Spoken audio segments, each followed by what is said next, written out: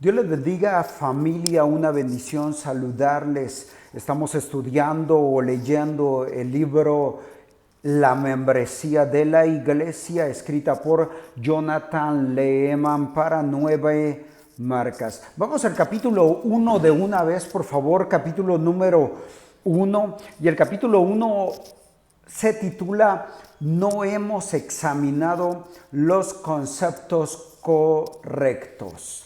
E inicia con una palabra, imperio. Imperio. He descubierto esta palabra recientemente, dice el escritor. No es una palabra que sacarías en una conversación mientras tomas café con tus amigos. Nos suena pretenciosa, como si la utilizara un chico de 13 años excesivamente inteligente. Pero creo que es una palabra útil. Es lo que obtienes cuando conviertes la palabra imperial, una palabra que puedes oír en una conversación tomando café, en un sustantivo.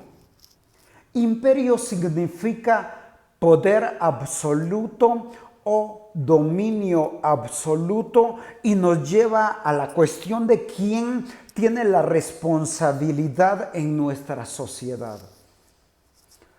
¿Cuál es la autoridad ante la que todas las demás autoridades deben responder? ¿Quién puede cortar cabezas sin miedo a represalias, hablando literalmente, porque es parte de sus obligaciones laborales? Aquel que tiene imperio, obviamente. Imperio es lo que César tuvo en Roma. Así como aquellos reyes de la época medieval que estaban siempre diciendo que le corten la cabeza. En nuestros días diríamos que es el Estado quien tiene el imperio. No hay mayor poder que el suyo. El Estado es donde se encuentra la autoridad. Solo Él tiene el poder sobre la vida y la muerte. El poder de la espada. Por tanto, si quieres empezar un negocio o una escuela, necesitas el permiso del Estado. Ocurre lo mismo con los clubes de fútbol, con los sindicatos laborales o con las asociaciones benéficas. Existen con permiso del Estado y el Estado los legisla. No son ellos los que legislan al Estado. No tienen imperio. Dicho esto, ¿qué ocurre con las iglesias locales? ¿Existen por el permiso del Estado? Bien, esto nos lleva a una cuestión interesante. De hecho, es una cuestión que cambiará totalmente nuestra forma de ver la iglesia local y la membresía. Veamos este subpunto. Jesucristo tiene el imperio. La mayoría de la gente en la sociedad occidental engloba las iglesias en la misma categoría que los clubes de fútbol o las asociaciones benéficas. Piensan que la iglesia es otra asociación de voluntarios. Otros prefieren considerar a las iglesias como un proveedor de servicios, como un mecánico que repara tu alma o una gasolinera que llena tu depósito espiritual. ¿Es la iglesia local realmente un club o un proveedor de servicios que existe por el permiso del Estado? ¿Es pedigüeña más que depende de la caridad del Señor de la tierra? Es cierto que como cristianos individuales debemos someternos a la autoridad del Estado, pero recuerda que este es servidor de Dios y su vengador para castigar, según Romanos capítulo 13, versículo 4. Sí. El Estado posee el poder de la espada, pero lo tiene únicamente porque Dios se lo ha otorgado.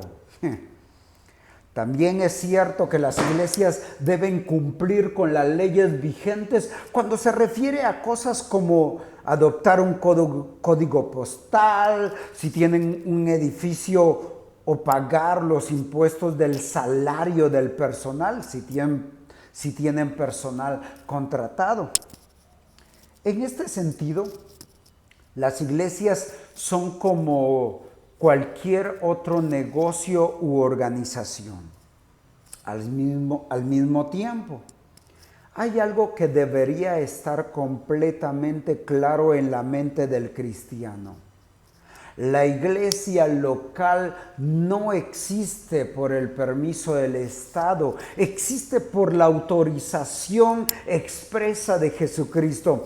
Después de todo, es Jesucristo quien tiene el imperio, no el Estado.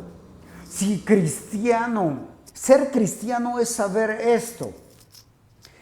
En Jesucristo se encuentra la autoridad final. Jesucristo es la autoridad ante la cual todas las demás autoridades deben responder. Jesucristo juzgará a las naciones y a sus gobiernos. Jesucristo es quien tiene el poder final sobre la muerte y la vida. El Estado existe porque Jesucristo lo autoriza, no al revés. Los países normalmente no reconocen este hecho. Está claro, pero las iglesias saben que es verdad. Juan capítulo 19, versículo 11, Apocalipsis 1, 5, Apocalipsis capítulo 6, versículo 15 al 17. Toda autoridad en el cielo y en la tierra ha sido dada a Jesucristo y Él da a su iglesia la autoridad para ir a las naciones.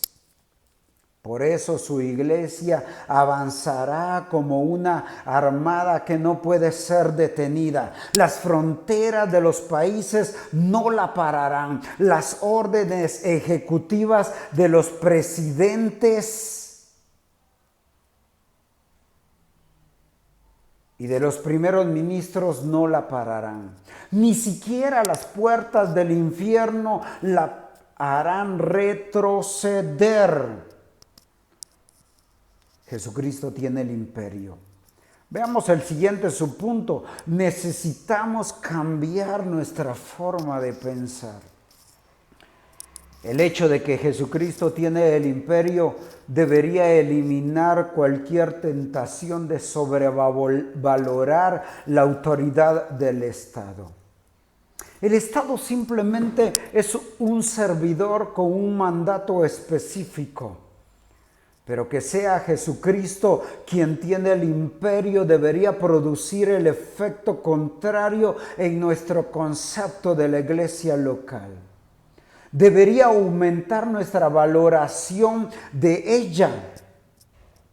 La iglesia local también es una servidora de Jesucristo y Él le concedió una autoridad que tú y yo no tenemos como cristianos individuales. Esto afecta radicalmente lo que es la iglesia local y lo que significa ser miembro de ella. Si eres un cristiano que vive en un país occidental y demócrata, hay muchas posibilidades de que necesitas cambiar tu manera de pensar acerca de la iglesia y de cómo te relacionas con ella. Es muy posible que minusvalores tu iglesia, que la desprecies, que la deformes de tal manera que también deformes tu cristianismo. Todos nosotros hemos estado pensando que la iglesia local y la membresía son una cosa, cuando en realidad son otra. Es como si hubiéramos estado mirando a nuestra propia familia, padre, madre e hijos, y pensando en ellos en un negocio. Ahora aparezco y te digo, no son un negocio, son tu familia. Debemos empezar a tratarlos de forma apropiada. En este capítulo voy a intentar mostrarte en qué consiste la ilustración mencionada. Para lograrlo utilizaré 5 conceptos importantes, todos ellos basados en una realidad del imperio universal de Jesucristo. Después utilizaré el resto del libro para aclarar todo el lío o el problema que voy a formar aquí. Justificaré, desarrollaré y aplicaré dicha ilustración. Empezaremos definiendo lo que no es una iglesia local.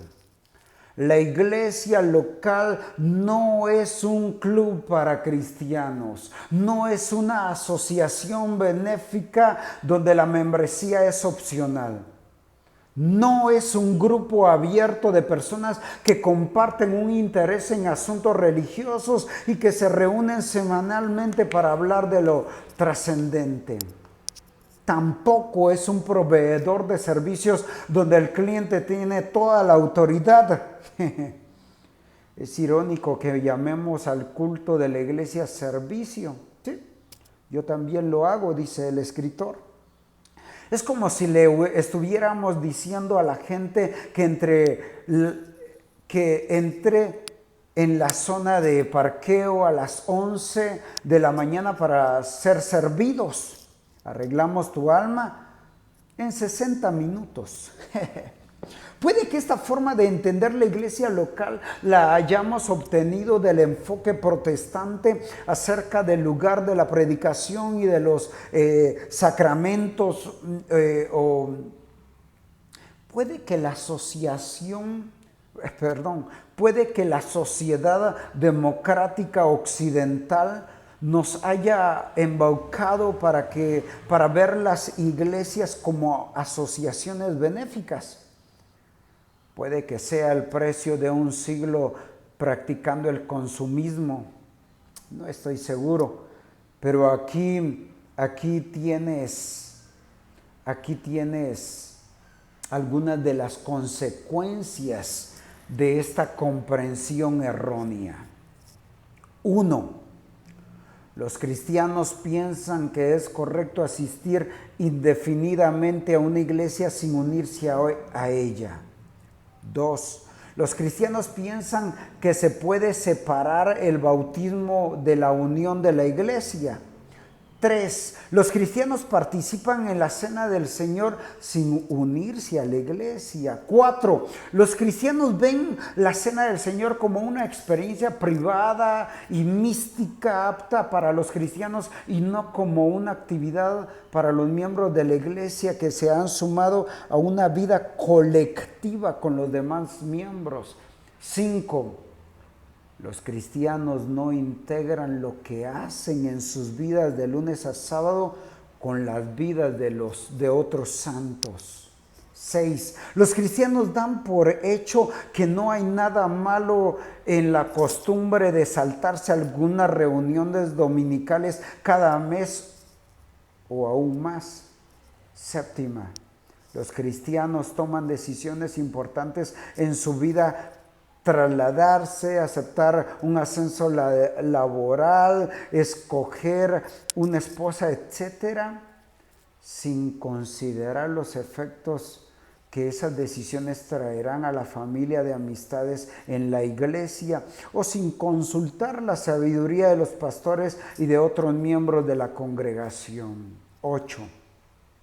Los cristianos compran casas o alquilan apartamentos sin apenas considerar en algunos factores como la distancia y el costo afectarán su disponibilidad para servir a su iglesia.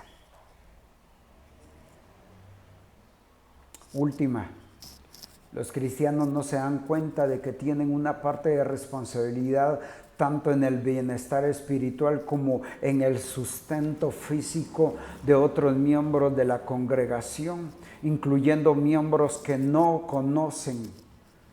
Como uno padece, se duele solo. Cuando uno recibe honra, se goza solo. Terminamos esos puntos. Cuando la enfermedad arraigada detrás de todos estos síntomas, la cual admito que corre por mis venas, es asumir que tenemos la autoridad de manejar la vida cristiana a nuestra manera. Incluimos a la iglesia en nuestros planes cuando y como nos conviene. Dicho de otra manera, tratamos a la iglesia local como a un club al que nos unimos o no nos unimos. Este asunto nos lleva en cierta manera a conducir nuestra vida cristiana al margen de la iglesia local, aun cuando nos unimos a ella. Claro que soy miembro de la iglesia, pero ¿por qué razón tengo que pedir a la congregación que me ayude a considerar si acepto un trabajo en una ciudad lejana? Quiero que sepas que no estoy señalándote con el dedo. Estos instintos también forman parte de mi cultura. Te confieso que quiero hacer las cosas a mi manera. Prefiero no asumir responsabilidades por otras personas. Pero esa no es la ilustración bíblica.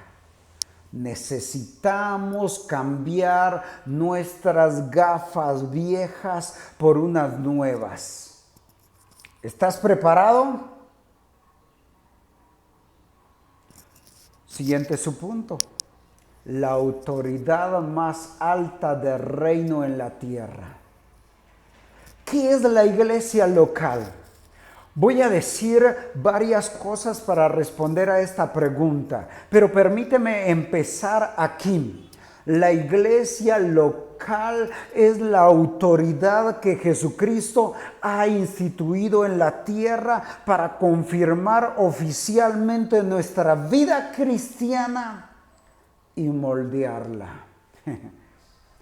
De la misma manera que Jesucristo ha instituido el Estado, ha instituido la iglesia local. Es una autoridad institucional porque Jesucristo la ha instituido con autoridad. Ahora bien, estoy evitando por todos los medios meterme aquí en un debate acerca de la relación entre iglesia y Estado, pero hay algo que debes entender si vamos a tener un debate progresivo acerca del paradigma de la iglesia eclesial. Veamos el concepto importante número 1. Así como la Biblia establece el gobierno de tu nación como la más alta autoridad en la tierra en relación con tu ciudadanía en esa nación, también la Biblia establece la iglesia local como la más alta autoridad en la tierra en relación con tu discipulado en Cristo y con tu ciudadanía en la actual nación prometida de Cristo. ¡Wow! Ese es el concepto importante número 1. Por eso Jesucristo ha instituido el Estado dándole el poder de la espada. Básicamente, esto quiere decir que el Estado puede quitarte la vida bajo la autoridad de la palabra de Dios. Esto significa, por extensión, que el Estado tiene los mecanismos de seguridad necesarios para establecer las estructuras básicas de la sociedad, tal como decidir quién es reconocido públicamente como ciudadano. Del mismo modo, oiga, Jesucristo ha instituido la iglesia local dándole el poder de las llaves. Básicamente, esto quiere decir que la iglesia local puede retirar la membresía a una persona bajo la autoridad de la palabra de Dios. ¡Wow! Esto significa por extensión que la iglesia local tiene los mecanismos de seguridad necesarios para establecer las estructuras básicas de la vida del reino, tales como decidir ¿quién es reconocido públicamente como ciudadano? Siguiente subpunto. Hay que buscar los conceptos correctos. Por tanto, en vez de empezar con el concepto de la iglesia como una asociación benéfica, necesitamos empezar con el concepto de la iglesia como el pueblo de un reino o nación. ¿Entiendes ahora por qué hablo de un cambio de categoría como lo sería cambiar un negocio a una familia? La gente dice, ¿dónde se encuentra la membresía en la Biblia? Y el problema es que están buscando algo así como un club al que unirse. Porque la palabra membresía es una palabra que pertenece a los clubes. Los clubes, los partidos políticos y los sindicatos laborales tienen miembros. Pero normalmente no utilizamos la palabra membresía en relación con los gobiernos y los ciudadanos de las naciones. No decimos, bueno, ¿cómo le va la membresía de la nación española? Ya habéis llegado a los 47 millones de miembros, ¿verdad?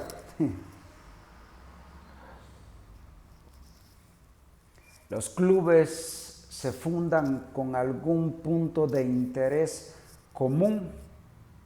Los proveedores de servicios empiezan con alguna necesidad o deseo común. Las iglesias tienen todo esto y también tienen algo más. Un rey que exige la obediencia de su pueblo. Las iglesias comienzan con un hecho. Jesucristo es Salvador y Señor. Él murió en la cruz por los pecados de todos los creyentes en Él y los siguieran. Esto significa que la Biblia no habla de la membresía de la iglesia en la forma que a ti te gustaría que lo hiciera. En su lugar, habla de cómo los miembros de su pueblo se reúnen todos juntos bajo su suprema autoridad. Jesucristo está interesado en los ciudadanos de un reino, no en los miembros de un club. Más aún, la Biblia utiliza una serie de metáforas acerca de la unidad de la iglesia, familia, vida, etc. Esto nos lleva al segundo concepto importante. ¡Wow! Concepto importante número 2. Cuando abras la Biblia, no busques señales de un club con miembros voluntarios. En su lugar, busca a un Señor y a su pueblo en unión. También debes buscar otras formas de unidad. Hermanos y hermanas en una familia, pámpanos en una vida, etc. ¿Aparece la membresía eclesial en la Biblia? Si buscas los conceptos correctos, la encontrarás por todas partes. Trataré de demostrártelo en los capítulos 2, 3, 4.